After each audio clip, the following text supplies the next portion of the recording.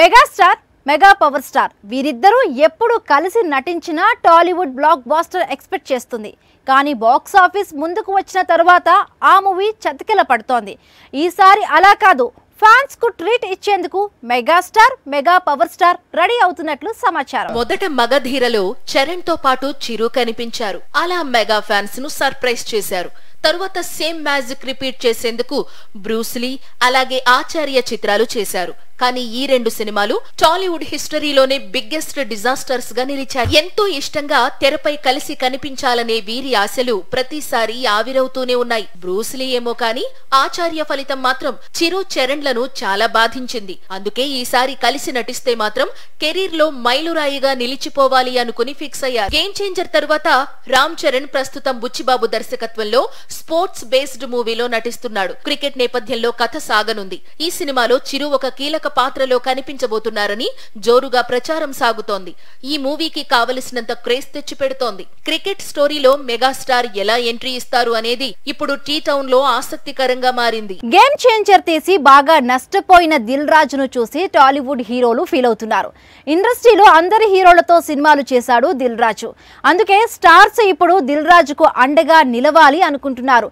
Dates ఇస్తాం, cinema చేస్తామంటూ offers ఇస్తున్నారట.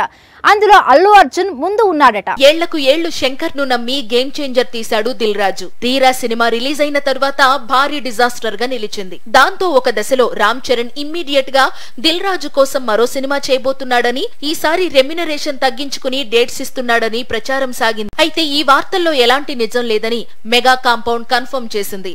అయితే ఇప్పుడు అల్లు అర్జున్ దిల్ రాజు కోసం సినిమా చెయ్యాలి అనుకుంటున్నాడని ఫిల్మ్ నగర్ లో బాగా ప్రచారం సాగుతోంది.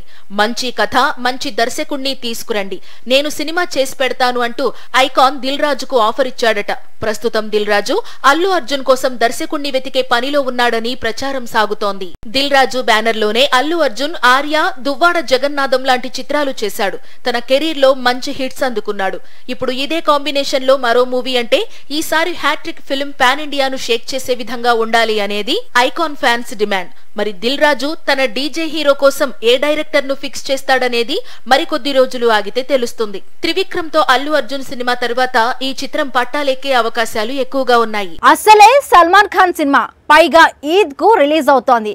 అలాంటి మూవీకి టీజర్ అంటే ఎలా ఉండాలి, ఎలా రిలీజ్ చేయాలి, ఎలాంటి రికార్డులు క్రియేట్ చేయాలి? కానీ ఈసారి ఏం జరగడం లేదు.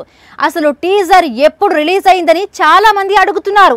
మురుగదాస్ ఎందుకిలా చేశాడని ఆశ్చర్యపోతున్నారు. ఇది టైగర్ 3 అనే సినిమా ఫలానా రోజు రిలీజ్ అవుతోందని చెప్పే టీజర్. ఇదే ఈ రేంజ్ లో ఉందంటే సల్మాన్ కొత్త సినిమా టీజర్ ఎలా ఉండాలి? ఇది సల్మాన్ ఖాన్ కొత్త చిత్రం సికిందర్ టీజర్ కొద్ది గంటల క్రితమే విడుదలైంది. అయితే టీజర్ మరీ డల్ గా ఉందనే టాక్ తెచ్చుకుంది. భాయ్జాన్ మూవీ టీజర్ అంటే ఇలా ఉంటే ఎలా అని ఫ్యాన్స్ ఫైర్ అవుతున్నారు. కనీసం ట్రైలర్ అయినా బాగా కట్ చేయండి అంటూ సోషల్ మీడియాలో పోస్టులు పెడుతున్నారు. సికందర్ మూవీని మురుగదాస్ తెరకెక్కించాడు. అయితే ఈ సినిమా టీజర్ రిలీజ్ అయిన తరువాత మురుగదాస్ గతంలో తెరకెక్కించిన సర్కార్ మూవీ గుర్తుకు వస్తోందని కోలీవుడ్ చెప్పుకొస్తోంది. మురుగదాస్ సర్కార్ ను సికిందర్ గా మార్చాడని డౌట్ పడుతోంది. అయితే బాలీవుడ్ మీడియా మాత్రం ఇది సర్కార్ కంటే ముందు సల్మాన్ కోసం మురుగదాస్ రాసిన స్టోరీ అని, కాబట్టి టెన్షన్ పడాల్సిన పని లేదని భాయ్జాన్ ఫ్యాన్స్ కు క్లారిటీ ఇస్తోంది. ఇండియాస్ హైయెస్ట్ పెయిడ్ యాక్ట్రెస్ ఎవరు అనేది ఇప్పుడు పెద్ద కన్ఫ్యూజన్ గా మారింది.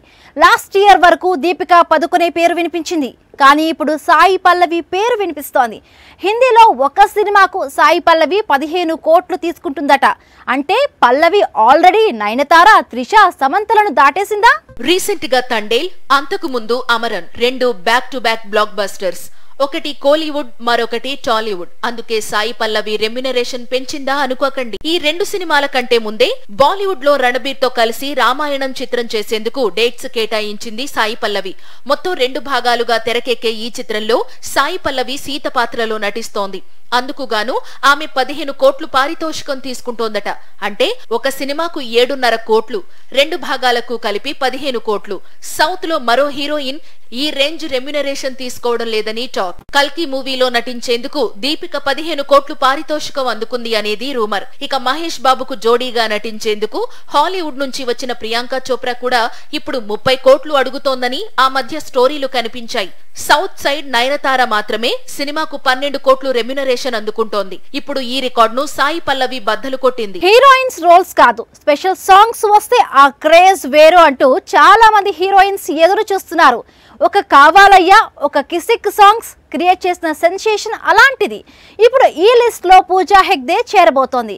కష్టకాలంలో కూలీ సాంగ్ బుట్టబొమ్మకు కావలసిన మైలేజీని తీసుకొస్తుందా? అసలే సూపర్ స్టార్ సినిమా, పైగా కోలీవుడ్ లో బ్లాక్ బస్టర్ మూవీస్ కు కేర్ ఆఫ్ అడ్రస్ గా నిలిచిన లోకేష్ కనగరాజ్ మేకింగ్, నాగార్జున, ఆమీర్ ఖాన్ లాంటి కీ రోల్స్.